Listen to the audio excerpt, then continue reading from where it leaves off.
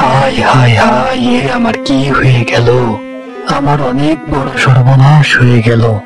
আমার জমি সব ধান চুরি হয়ে গেল। এখন যে আমার ঋণ পরিশোধ করার আর কোনো উপায় থাকলো না। এবার বুঝি বাপ দাদা রেখে যাওয়া শেষ জমিটুকু হয়ে ওই মোড়লকে লিখে দিতে হবে।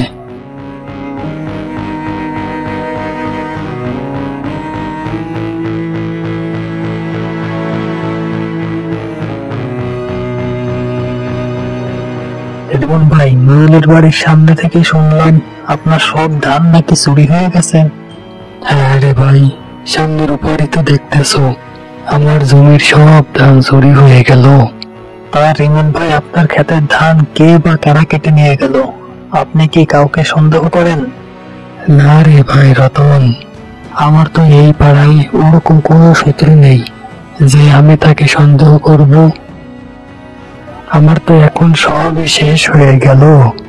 ঋণের টাকা পরিশোধ না করতে পারলে আমার জমিটাও হারাতে হবে রতন ভাই। রিমন ভাই, আপনি এত ভেঙে পড়েন না।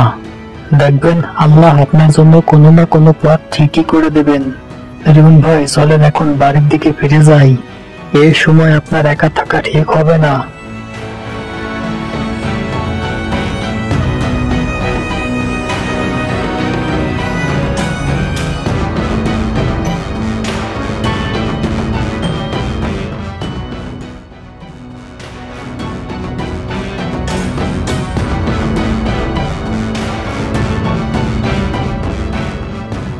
আরে রিমন মিয়া, শুনেও কষ্ট হয়। তোমার এমন বড় ক্ষতি কে করতে পারে? কিরে কালু, রিমন মিয়ার এত বড় ক্ষতি কে করলো? তার কোনো খবর কি পেলে? না কর্তামশাই, রিমন মিয়ার ক্ষেতের ধান কে বা কারা কেটে নিয়ে গেল তার কোনো খবরই পেলাম না। এই বিষয়ে কেউই তো কিছুই জানে না। কেউই যদি কিছুই না জানে তাহলে আমি খবর পাবোই বা কি করে কর্তামশাই?